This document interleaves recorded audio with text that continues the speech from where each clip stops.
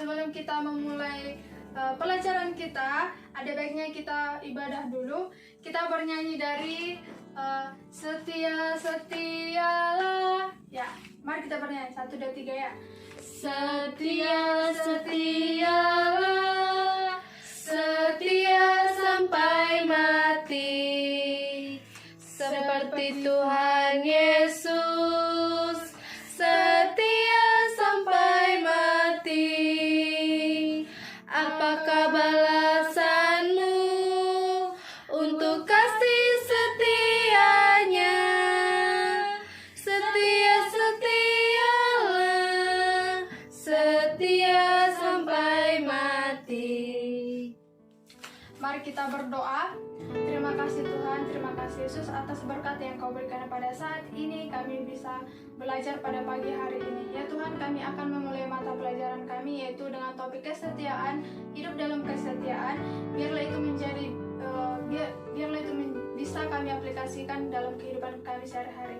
Aktivitas kami selanjutnya kami serahkan ke dalam tangan-Mu. Terpujilah nama-Mu Tuhan, amin.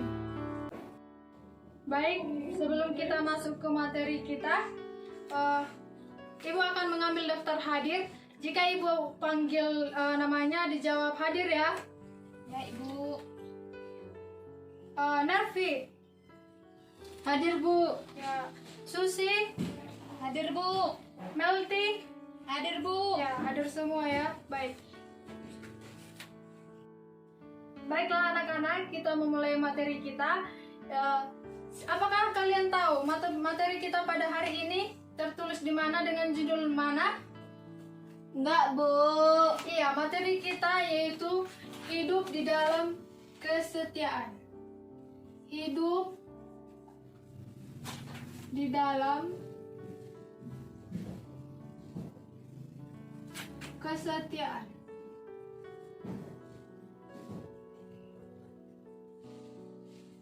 Nah, dengan bahan Alkitabnya,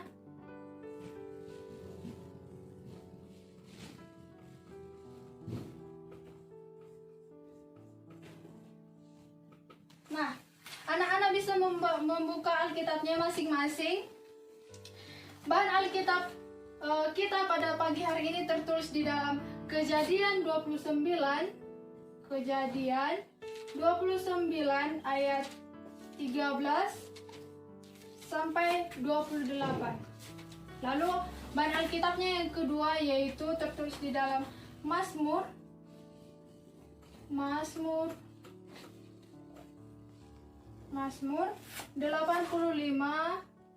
ayat 8 sampai 14. Nah, boleh salah seorang membaca ayat Alkitab dari Kejadian 29 ayat 13 sampai 28.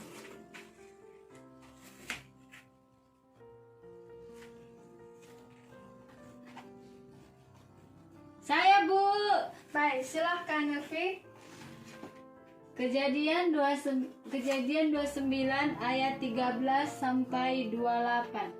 Segera sesudah Laban mendengar kabar tentang Yakub, anak saudaranya itu, berlarilah ia menyongsong dia, lalu mendekat dan mencium dia, kemudian membawanya ke rumahnya. Maka Yakub menceritakan segala hal ilahnya kepada Laban. Kata Laban kepadanya, "Sesungguhnya engkau saudara sedaging dengan aku." Maka tinggalkan Yakub padanya segenap sebulan lamanya. Kemudian berkatalah Laban kepada Yakub, Masakan karena engkau adalah sanak saudaraku, engkau bekerja padaku dengan cuma-cuma? Katakanlah kepadaku apa yang patut menjadi upahmu. Laban mempunyai 2 anak perempuan, yang lebih tua namanya Lea dan yang lebih muda namanya Rahel. Lea tidak berseri matanya, tetapi Rahel elok sikapnya dan cantik parasnya. Yakub cinta kepada Rahel sebab ia berkata, "Aku mau bekerja padamu 7 tahun lamanya untuk mendapat Rahel anakmu yang lebih muda itu." Sahut Laban, "Lebih baiklah ia kuberikan kepadamu daripada kepada orang lain, maka tinggallah padaku." Jadi bekerjalah Yakub 7 tahun lamanya untuk mendapat Rahel itu. Tetapi 7 tahun itu dianggapnya seperti beberapa hari saja karena cintanya kepada Rahel. Sesungguhnya ia berkata kepada Laban, berikanlah kepadaku bakal istriku itu, sebab jangka waktuku telah genap, supaya aku akan kawin dengan dia." Lalu Laban mengundang semua orang di tempat itu dan mengadakan perjamuan. Tetapi pada waktu malam diambilnyalah Lea, anaknya, lalu dibawanya kepada Yakub. Maka Yakub pun menghampiri dia. Baik, terima kasih. Nah, di Kejadian 29 ayat 13 sampai 28 itu membahas kesetiaan. Nah, sebelum kita membahas lebih jauh arti dari kesetiaan, Ibu akan menjelaskan arti dari kesetiaan itu bisa kita singkat dengan 3K, yaitu yang pertama itu adalah keteguhan hati.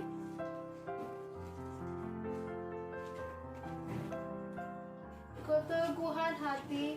Lalu yang kedua, ketaatan. Dan yang ketiga adalah kepatuhan.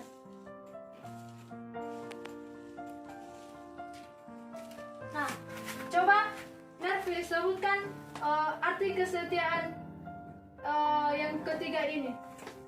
Yang pertama apa? Keteguhan hati. Yang kedua ketaatan. Yang ketiga Kepatuhan. Iya, berarti arti dari kesetiaan ini dapat kita simpulkan kesetiaan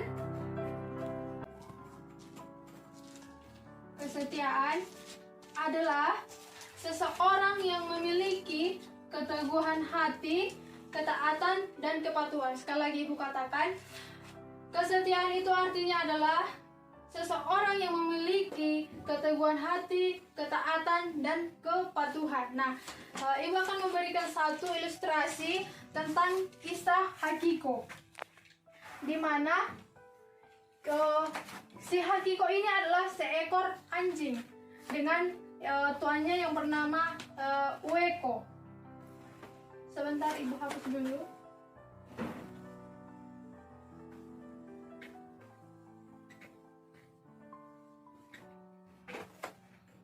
Nah, Ibu akan menggambar, ibaratkan ini adalah si Hagiko. Ini adalah seekor binatang anjing yang dinamakan Hagiko tadi. Hagiko. Yang dimiliki majikan yang bernama Ueno tadi. Ueno. Nah, kebiasaan majikannya ini adalah mengajar di perguruan tinggi. Nah, kebiasaan mereka berdua ini adalah setiap majikannya ini pergi ke perguruan tinggi, si Hagiko selalu menemani tuannya sampai ke stasiun kereta api. Tetapi pada saat itu tuannya mengalami musibah, yaitu musibah serangan jantung. Akibatnya si tuannya ini mengalami serangan jantung dan akibatnya meninggal. Nah, si Hagiko tetap menunggu majikannya di stasiun kereta api tadi, berharap bahwa si majikannya ini akan kembali. Tetapi karena musibah tadi, si majikannya ini tidak pernah kembali. Tetapi si Hagiko selalu menunggu dia di sana dan diam berdiri di sana. Itulah bukti kesetiaan dia kepada majikannya. Nah, seekor binatang mampu setia kepada tuannya. Bagaimana dengan kita manusia? Bagaimana dengan kita anak-anak? Apakah Nervi mampu setia kepada Tuhan? Masih diragukan, Bu. Diragukan ya. Nah, kenapa bisa diragukan? Kita dapat melihat dari contoh Hagiko dengan majikannya tadi, dapat kita simpulkan si Hagiko bisa mengalami kesetiaan kepada majikannya. Kenapa binatang bisa setia kepada tuannya, sedangkan kita manusia tidak setia kepada Tuhan. Nah, dari sana dapat kita simpulkan kita harus bisa setia kepada Tuhan. Nah, kita pergi ke ciri-ciri orang yang setia. Ciri-ciri orang yang setia itu ada 4 poin. Yang pertama yaitu konsisten, yang kedua adalah bertahan, lalu yang keempat adalah bertanggung jawab, dan yang keempat adalah dipercaya atau terpercaya. Nah, konsisten tadi itu artinya adalah tidak berubah-ubah, tidak memandang ke kiri atau ke kanan. Itu tertulis di dalam Alkitab, Ulangan 5 ayat 32. Nah, anak-anak silahkan dibuka Alkitabnya, Ulangan 5 ayat 32. Sudah, Bu. Nah, mari kita sama-sama membaca Ulangan 5 ayat 32. Maka lakukanlah semuanya itu dengan setia, seperti yang diperintahkan kepadamu oleh Tuhan Allahmu. Janganlah menyimpang ke kanan atau ke kiri. Nah, poin yang kedua tadi yaitu bertahan. Siapa yang tahu itu tentang bertahan? Siapa yang tahu itu tertulis di dalam Alkitab mana? Nervi tahu? Enggak, Bu. Itu tertulis di dalam Wahyu 2 ayat 10. Boleh dibacakan, Nervi? Dikatakan di Wahyu 2 ayat 10 ini adalah, coba dibacakan. Jangan takut terhadap apa yang harus engkau derita. Sesungguhnya iblis akan melemparkan beberapa orang dari antaramu ke dalam penjara supaya kamu dicobai dan kamu akan beroleh kesusahan selama 10 hari.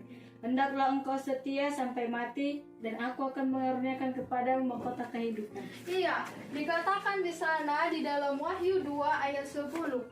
Hendaklah engkau setia sampai mati dan aku akan mengaruniakan kepadamu mahkota kehidupan. Ayat ini sangat bagus. Nah, lalu poin yang keempat yaitu bertanggung jawab, dan yang keempat adalah dipercaya atau terpercaya.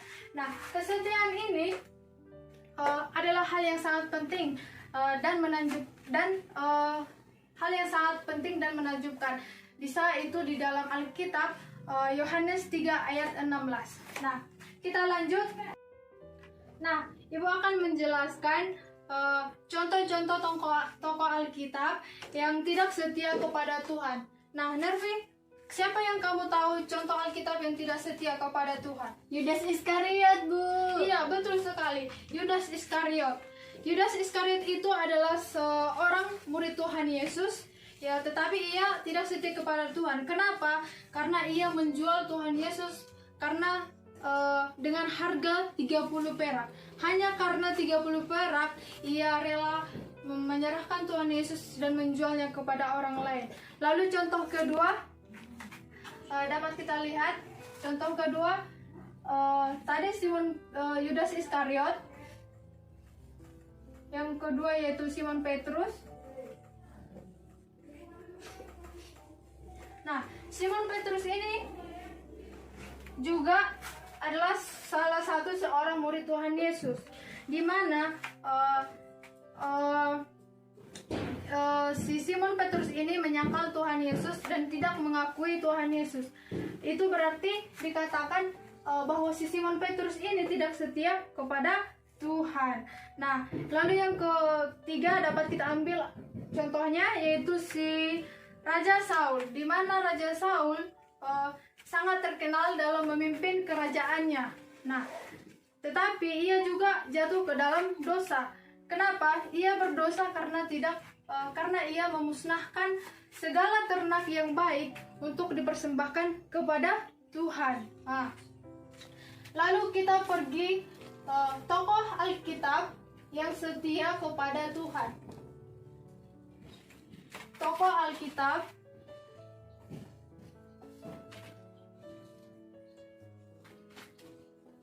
yang setia kepada Tuhan.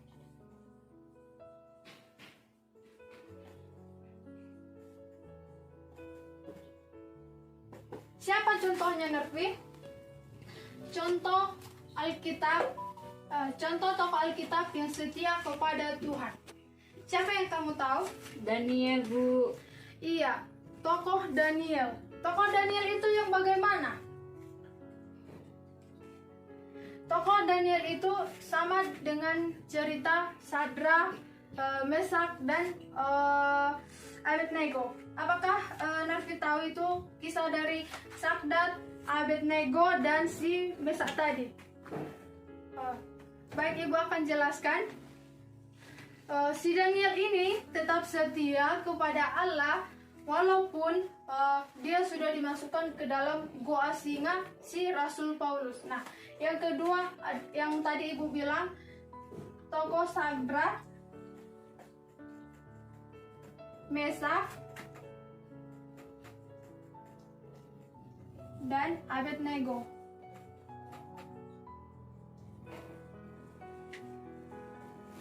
Ketiga tokoh ini, kisah mereka ini adalah diawali dengan mereka yang tidak mau menyembah berhala karena disuruh oleh Firaun. Nah, dan mereka bertiga ini memilih tidak menyembah berhala itu. Tetapi karena akibat mereka melanggar perintah dari si Firaun, yang mereka mendapatkan hukuman yang berat. Si Firaun menyuruh mereka ke dapur api, namun karena kesetiaan mereka kepada Tuhan, Tuhan menyelamatkan mereka bertiga dari dapur api tersebut. Nah, Ibu akan bertanya, kenapa kita perlu mengembangkan kesetiaan? Siapa yang tahu mengapa kita perlu mengembangkan kesetiaan? Siapa yang tahu mengapa kita perlu mengembangkan kesetiaan? Ibu jelaskan. Yang pertama, untuk menjadi serupa dengan Yesus. Serupa dengan Yesus bukan berarti serupa dengan wajahnya, tetapi serupa dengan perbuatannya. Seperti Tuhan Yesus menyelamatkan kita dari dosa. Itu tertulis di mana? Siapa yang tahu? 1 Korintus, Bu. Iya, betul sekali. Dari 1 Korintus 1 Korintus 1 ayat 9. Boleh dibuka, Nervi? 1 Korintus 1 ayat 9. ya. Allah yang memanggil kamu kepada persekutuan dengan anaknya Yesus Kristus, Tuhan kita adalah setia. Iya, Yesus menyelamatkan kita dari dosa.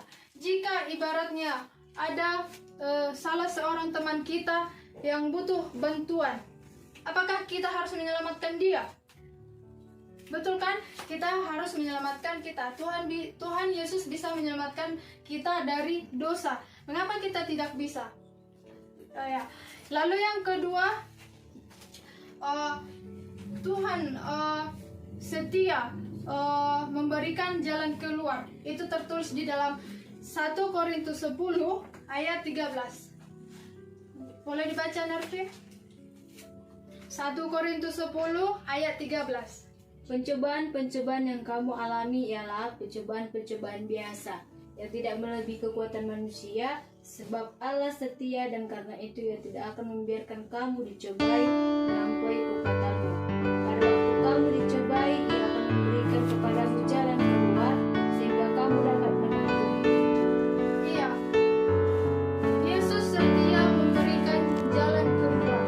Nah, jika ada salah seorang teman kita yang mempunyai musibah atau permasalahan yang kecil, kita harus memberikan jalan keluar.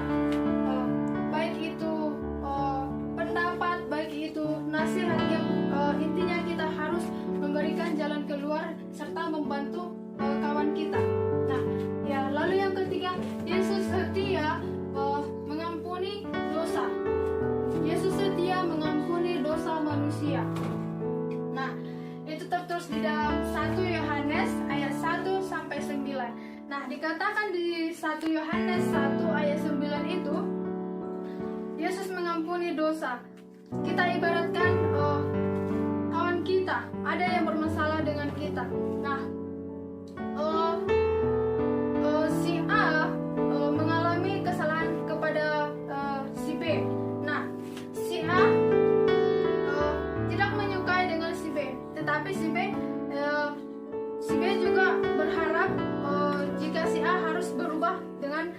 perbuatan yang baik. Nah, dia menganggap begini, jika si A melakukan dosa kepada saya harus mengampuni. Karena mengapa? Karena Tuhan Yesus setia mengampuni dosa manusia. Jika Tuhan Yesus setia mengampuni dosa manusia, berarti kita juga harus setia mengampuni dosa manusia. Nah, lalu yang ketiga tadi,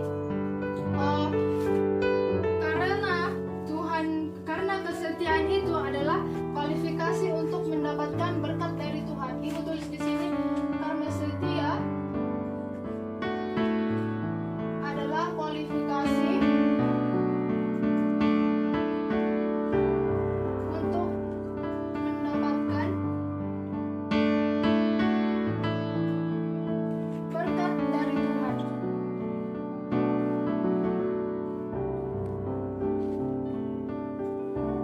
Nah, setia adalah kualifikasi untuk mendapatkan berkat dari Tuhan. Mengapa?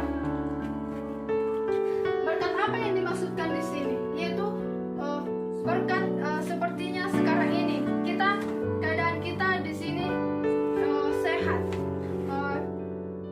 Itu yang dinamakan kesehatan adalah berkat dari Tuhan juga. Nah, contoh lain, kita bisa tidur, kita bisa bangun, bisa menghirup nafas. Nah, menghirup nafas di kehidupan kita sehari-hari itu juga berkat dari Tuhan. Nah, dari contoh ketiga tersebut dapat kita ambil dari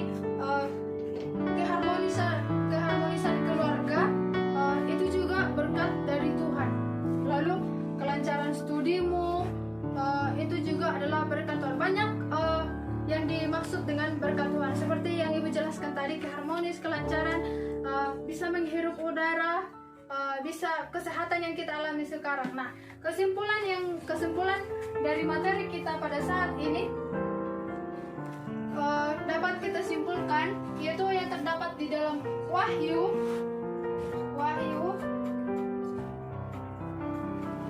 2 ayat 10.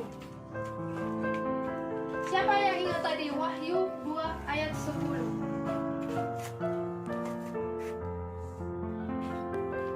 Apa yang dikatakan di dalam kitab Wahyu 2 ayat 10? Coba Nervi. Jangan takut terhadap apa yang harus engkau derita.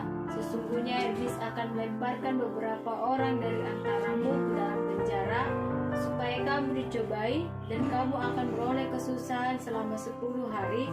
Hendaklah engkau setia sampai mati, dan aku akan mengaruniakan kepadamu mahkota kehidupan. Iya, di dalam Wahyu 2 ayat 10 dikatakan, hendaklah kamu setia sampai mati, maka aku akan memberikan kepadamu mahkota kehidupan. Jadi yang dimaksud dengan Wahyu 2 ayat 10 tadi, marilah kita hidup dalam kesetiaan. Mengapa? Karena hidup di dalam kesetiaan akan menghasilkan buah yang manis, di mana bisa kita baca di Wahyu 2 ayat 10 tadi. Ibu ulangi.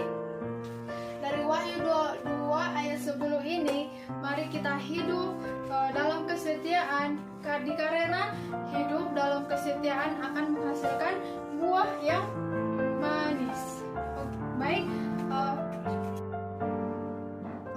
Baik, sebelum kita menutup materi kita pada hari ini, Ibu akan memberikan tugas kepada kalian, yaitu silakan ditulis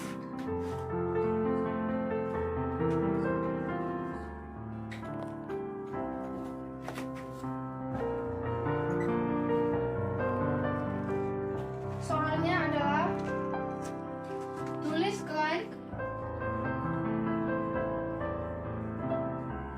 contoh tokoh Alkitab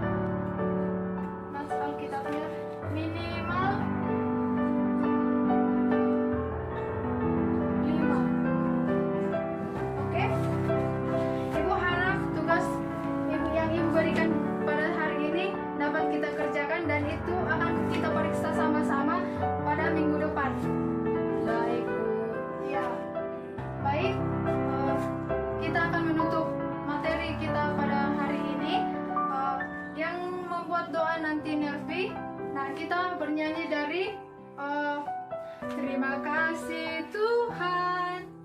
Ya. Nah, dari contoh ketiga tersebut dapat kita ambil dari keharmonisan keluarga, itu juga berkat dari Tuhan. Lalu kelancaran studimu, itu juga adalah berkat Tuhan. Banyak yang dimaksud dengan berkat Tuhan, seperti yang Ibu jelaskan tadi, keharmonis, kelancaran, bisa menghirup udara, bisa kesehatan yang kita alami sekarang. Nah, kesimpulan dari materi kita pada saat ini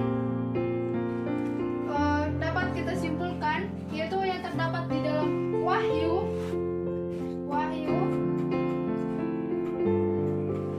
2 ayat 10. Siapa yang ingat tadi Wahyu 2 ayat 10?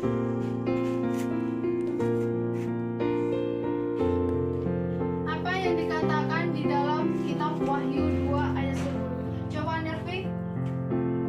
Jangan takut terhadap apa yang harus engkau derita,